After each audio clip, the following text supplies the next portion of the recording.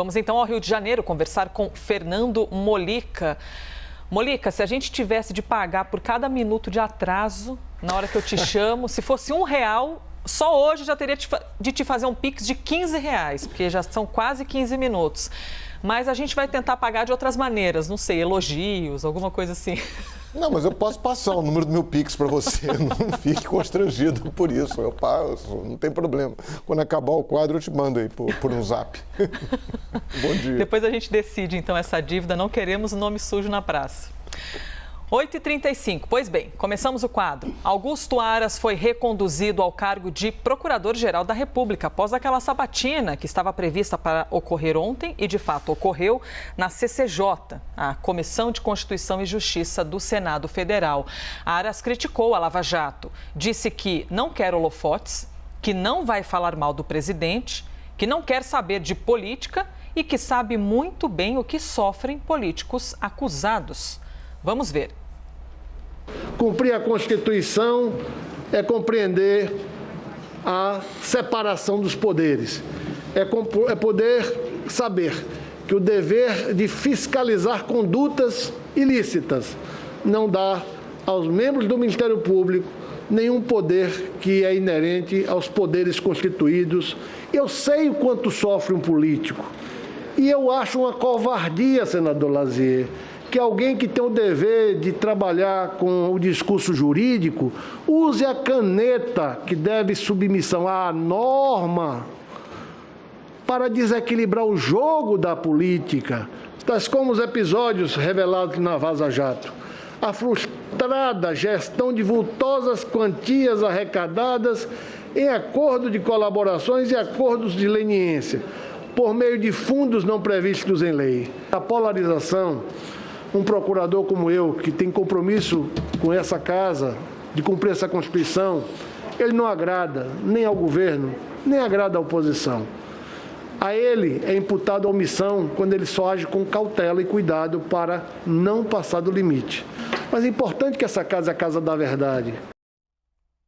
Muito bem, declaração então de Augusto Aras durante a sabatina que ocorreu ontem com os senadores. Molica, primeiro, como você avalia essa recondução de Augusto Aras e focando nas declarações de Aras sobre a Operação Lava Jato, até porque chama bastante atenção a citação de uma operação como essa e vinda, por meio das palavras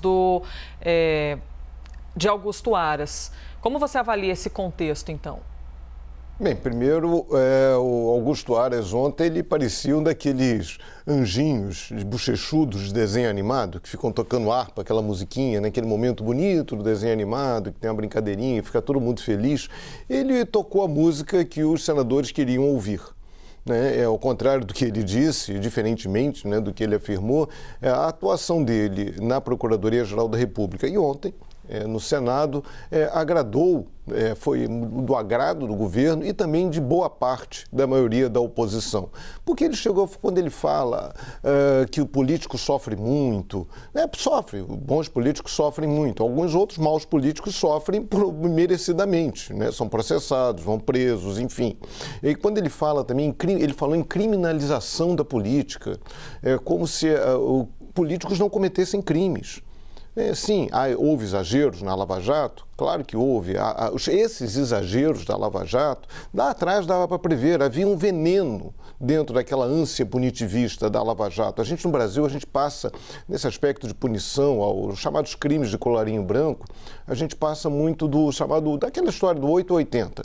Ou a gente vivia numa impunidade absoluta, as pessoas roubavam do jeito que queriam roubar, havia ali uma tranquilidade muito grande, a própria legislação eleitoral permitindo doações de grandes empresas que doavam para o candidato e depois iam lá, depois da eleição do candidato, iam se ressarcir daquela doação.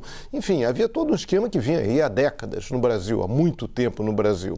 Agora, aí a gente falou do 8 para o 80, que é o punitivismo exagerado, que é aquela lógica de atropelar o Código Penal. O ministro Gilmar Mendes falava até no Código Penal de Curitiba. Aquele conluio entre um juiz e promotores, no caso procuradores da República, que ia atropelar a legislação, aquela lógica das prisões preventivas intermináveis que avaliam até uma espécie de tortura porque é a mesma lógica da tortura. Você será solto enquanto você não falar, você vai ficar aqui preso sendo torturado, era o que diziam os torturadores na ditadura. Já o Sérgio Moro indiretamente dizia, olha, enquanto você não falar, você vai continuar aqui preso. Preso preventivamente antes da condenação. Então isso gerou um caldo de cultura, passada aquela ênfase da Lava Jato, aquele momento de todos juntos vamos para frente Brasil.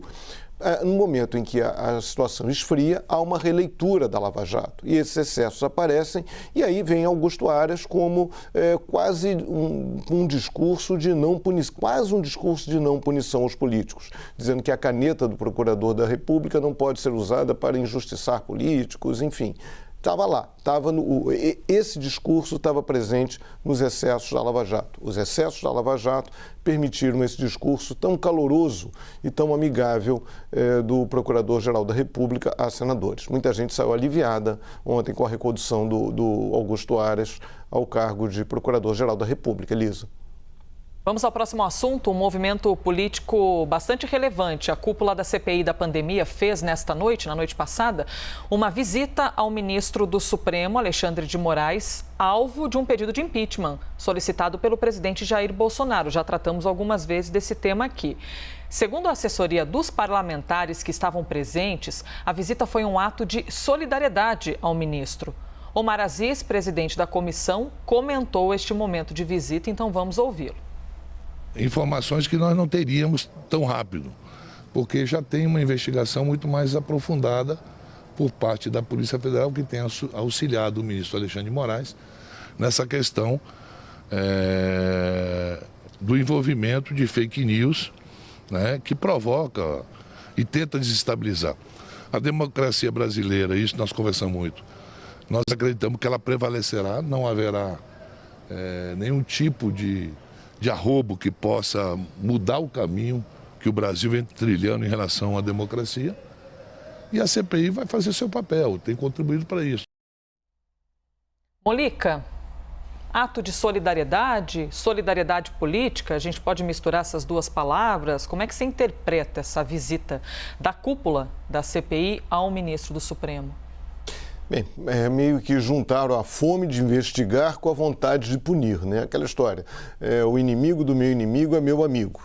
Houve essa visita de solidariedade num momento de questionamento do ministro Alexandre de Moraes, portanto, um momento de questionamento do próprio Supremo Tribunal Federal. Ontem, naquela coletiva, um dos integrantes da CPI, acho que foi o senador Randolph, chegou a falar que, além de mais do que integrantes da CPI, eles eram senadores da República que estavam ali prestando uma solidariedade ao ministro que está ameaçado por um pedido de impeachment feito pelo presidente da República.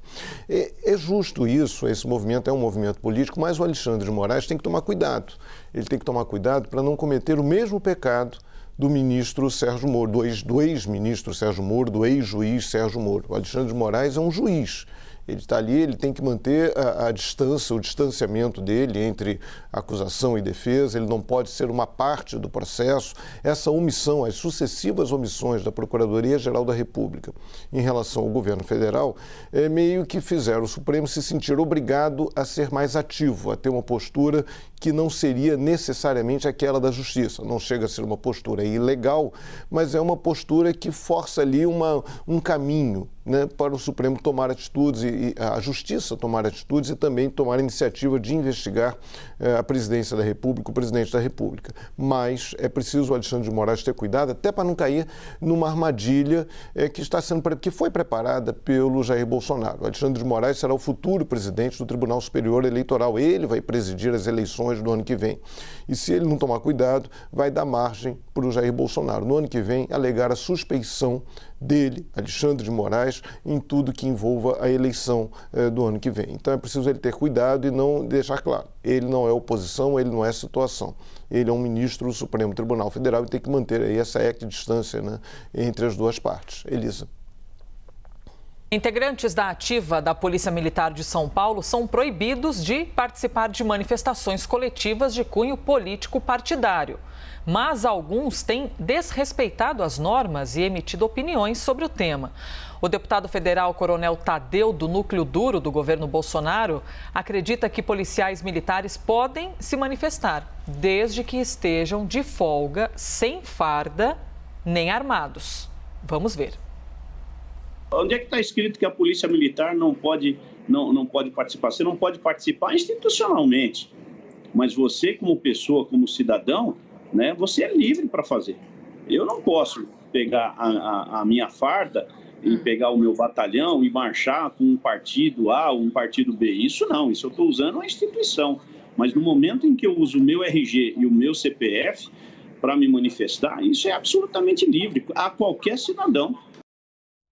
Então, Molica, segundo o deputado, ele acredita que policiais militares podem se manifestar desde que estejam de folga, sem farda, nem armados. Eu vou lhe fazer uma pergunta sobre o assunto, mas antes eu trago mais uma informação, porque agora há pouco o governador de São Paulo, João Dória, disse que não existe a menor possibilidade de motim da polícia nas manifestações dos dias 7 e 12 de setembro. Então, palavras do governador do estado de São Paulo, e se referiu ao dia 7 de setembro, essas datas específicas, justamente depois de ter havido aí uma mobilização, um pedido de mobilização por parte de pessoas que integram a Polícia Militar.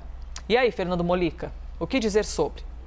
Bem, vamos lá. Essa é uma questão que envolve vários aspectos. A primeira delas é o que a gente teve esta semana, foi um coronel da ativa da Polícia Militar de São Paulo, um coronel que comandava unidades importantes da Polícia Militar. Ele se manifestou politicamente. Isso não pode. Ele se manifestou de uma maneira partidária, se manifestou em apoio ao presidente Jair Bolsonaro em manifestações. Isto é proibido. Não pode, por uma questão simples, ele está armado. Então é desigual. Você não pode, armado pela população, armado com o dinheiro da população, com o dinheiro de pessoas que apoiam o Jair Bolsonaro, mas também com o dinheiro de pessoas que apoiam Lula, apoiam o PSOL, apoiam qualquer outra pessoa, enfim. Então ele não pode. Não pode porque isso é desigual. Você, numa luta política, alguém entrar armado e alguém entrar desarmado. Então, não pode, isso cria uma quebra na hierarquia muito forte. Isso é um primeiro ponto. Então, ele foi corretamente afastado, tem que ser investigado, tem que ser punido por essa sua atitude, até para não os estimular. A hierarquia é a base da estrutura militar. Se essa hierarquia for quebrada, estamos todos numa situação muito ruim. Todos nós seremos reféns de policiais militares que poderão fazer o que bem entendem, enfim, desrespeitar a ordem de seus comandantes. Então, ponto 1. Ponto 2. Tanto o Decreto-Lei de 1969, que trata das polícias militares, o Corpo de Bombeiros, das corporações, né, o Corpo de Bombeiros Militar, ele é muito claro ao falar essa questão do fardado. O policial militar não pode, fardado, participar de manifestações. Ele só pode ir fardado a uma manifestação se estiver trabalhando. Agora, se ele está, foi mais ou menos esse tom da fala do deputado, se ele está num dia, se ele está de folga, se ele vai civil, de uma maneira trajado paisano, né, sem farda, se ele vai ali como cidadão e não externando a condição dele de policial militar, ok. Você não vai ficar procurando ali entre 5 mil, 10 mil, 100 mil pessoas, você não vai ficar procurando ali quem é PM e quem não é PM. Agora, o problema é que há uma tentativa de organização dessa participação de PMs nestas manifestações de 7 de setembro. Então não adianta o cara não ir fardado e ir com uma faixa. PMs de São Paulo estão presentes. Aí não dá. Você cai nessa mesma situação. Então, uma coisa, outra coisa, outra coisa. Agora, também é importante, ontem eu conversei com 2 oficiais da reserva da Polícia Militar do Rio. Um foi muito radical ao dizer que há uma lei assinada pelo presidente Jair Bolsonaro, uma lei que teve origem no Congresso Nacional, que foi sancionada em dezembro de 2019, contribuiu muito para o que ele chama de quebra de hierarquia nas polícias militares. Essa lei, ela revogou artigos importantes dos regulamentos disciplinares das polícias militares e acabou com aquela possibilidade da prisão administrativa. Aquela prisão simples, um soldado chega atrasado no batalhão, aí pode isso, só por causa disso ele pode perder um fim de semana preso. Ele podia, qualquer pequena irregularidade, ele poderia ser punido administrativamente administrativamente com a prisão. Isso acabou em 2019. Segundo esse militar, tem um oficial que discorda um pouco dessa leitura, mas esse diz que isso foi fundamental para esses movimentos de quebra de hierarquia. Isso encorajou policiais militares a desobedecerem os seus oficiais superiores, porque isso não gera aquela prisão imediata, pode gerar um processo administrativo, pode gerar um processo judicial, pode gerar a expulsão desse PM da corporação, mas isso é mais demorado. Enfim, isso foi uma lei assinada em dezembro de 2019 pelo presidente Jair Bolsonaro, que vem como de um projeto de lei anterior ao governo Jair Bolsonaro, projeto de lei de 2014, de um deputado do PDT. Melisa, enfim, mas é uma questão muito delicada e é um risco muito grande. Não dá para confundir, não podemos misturar militares, ou mesmo policiais militares, com atividade político-partidária. Isso não é bom para ninguém, não é bom nem para eles. Elisa. Vamos agora à indicação ao nome de uma nova cadeira no STF. O presidente Jair Bolsonaro, de acordo com a apuração do analista de política da CNN, o Caio Junqueira, disse a interlocutores que, em caso de rejeição no Senado ao nome de André Mendonça para o STF, ele vai indicar outro evangélico para a vaga. Bolsonaro tem dito a aliados que não vai mudar a promessa feita de indicar alguém deste segmento para o Supremo. Davi Alcolumbre, presidente da CCJ, a Comissão de Constituição e Justiça, disse que não pautou ainda a sabatina de Mendonça porque Bolsonaro ataca constantemente o Supremo e que não faria sentido indicar alguém para uma corte atacada por ele e por seus apoiadores. Fernando Molica, Davi Alcolumbre pode tomar essa posição de repente, não dar andamento à sabatina, porque o presidente ataca constantemente o STF? Tem uma outra questão também, de que maneira seria recebido o nome de André Mendonça para ocupar uma cadeira no STF? E mais, por causa do contexto político, esse momento pode ser protagonizado por uma rejeição. São muitos cenários, né, envolvendo isso. Pois é, são muitos cenários. Primeiro começa com essa posição não usual do Davi Alcolumbre. Ele tem a obrigação de pautar isso, não cabe a ele é apenas um dos senadores. Tudo bem, ele é presidente da Comissão de Constituição e Justiça, que vai fazer essa sabatina, né? Mas ele não pode tomar essa posição, até porque aí cria um poder muito grande para ele. Cria quase uma chantagem aí com o Poder Executivo. E será que é só isso mesmo? Será que não tem mais nada em jogo? Será que isso dá margem até para negociações? Não estou fazendo uma acusação, nem lançando uma suspeita, apenas dizendo que dá margem para algum tipo de negociação não muito correta, né? Só pauto se de repente houver uma negociação, se houver aí uma liberação de emendas, sei lá. É uma situação delicada, ele tem que pautar. Se o Senado, se o conjunto de senadores achar que o presidente Jair Bolsonaro precisa tomar uma lição por conta desses ataques ao Supremo, ok. Então um conjunto de senadores, ou a maioria dos senadores, vai lá e rejeita o nome do André Mendonça. Mas o jogo tem que continuar. O Supremo está com um número par de integrantes, está com 10 integrantes. Pode haver empates em votações. Nesse caso, o réu é beneficiado no caso de um empate. Então, isso não é bom para a estrutura constitucional brasileira. Então, bota lá para votar. Se os senadores acharem que os ataques, que é a hora de dar um recado para o Jair Bolsonaro, ok, esse recado será dado. Agora, quando um presidente fala, o terrivelmente evangélico, indicar um outro candidato terrivelmente evangélico, não dá, né? Não é vaga de pastor, não é vaga para apóstolo. Né? Não abriu vaga para apóstolo, não está uma abertura para isso, é vaga para ministro do Supremo Tribunal Federal. Os critérios estabelecidos na Constituição para nomeação de ministro, esse critério é muito amplo, né? O conhecimento jurídico, a reputação ilibada, enfim. Mas não está escrito que tem que ser evangélico, ou judeu, ou católico, ou candomblessista. Não é isso. O cara tem que ter um compromisso com o cumprimento da Constituição e tem que ter um saber jurídico. É claro que presidentes da República acabam nomeando candidatos mais ou menos afinados com o seu ponto de vista, né? O PT fez isso, o Fernando Henrique fez isso, é do jogo. Muitos até do que foram nomeados pelo PT acabaram votando contra o PT lá no episódio do Mensalão e depois também no Petrolão, porque, enfim, eles têm compromisso com a Constituição, com a lei. Enfim, agora não dá para ficar... O Davi Alcolumbre está errado em não pautar logo essa história, e o presidente também está errado ao insistir nessa história de um candidato evangélico, porque isso não tem cota no Supremo, né? Não há cota para candidato de qualquer religião. Elisa. Fernando Molica, obrigada por mais um dia. Até amanhã. Até amanhã, Elisa. Até amanhã para todos. Bom dia para todo mundo. Tchau, tchau.